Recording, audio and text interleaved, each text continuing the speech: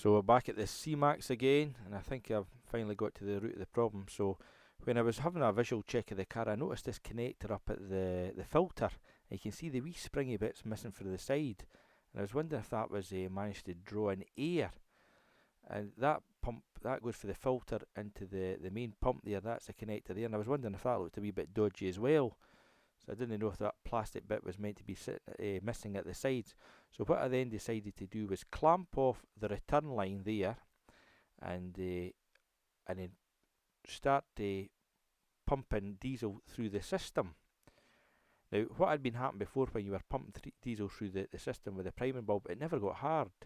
So when I clamped the line off, that's me just showing the return on the pump, and that return on the pump goes up to my clamp there. So, and that goes back to the tank, that line. So when I started pumping this, eventually the bulb went hard.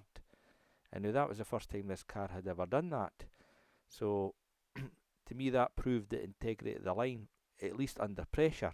So I then decided I wanted to vacuum test it. So I put on my Mitivac vacuum gauge, and I put it right into the filter housing, and so that drew a vacuum all the way down to the pump and all the way back up to this the return. So I took the clamp off, and when the clamp was on, it held 15 inches of mercury, and with the clamp off, as you can see, this solution is actually there. I ended up putting a one-way valve on the return line, if you see that, and if you just check my vacuum gauge, then it held its vacuum with this with that one-way valve. So the solution to this car, you see that reading there, it's still holding the vacuum, it held that for a wee while. So the solution for this car was to put a one-way valve in the return line. It's got one in the feed line, but it's also got one in the return line.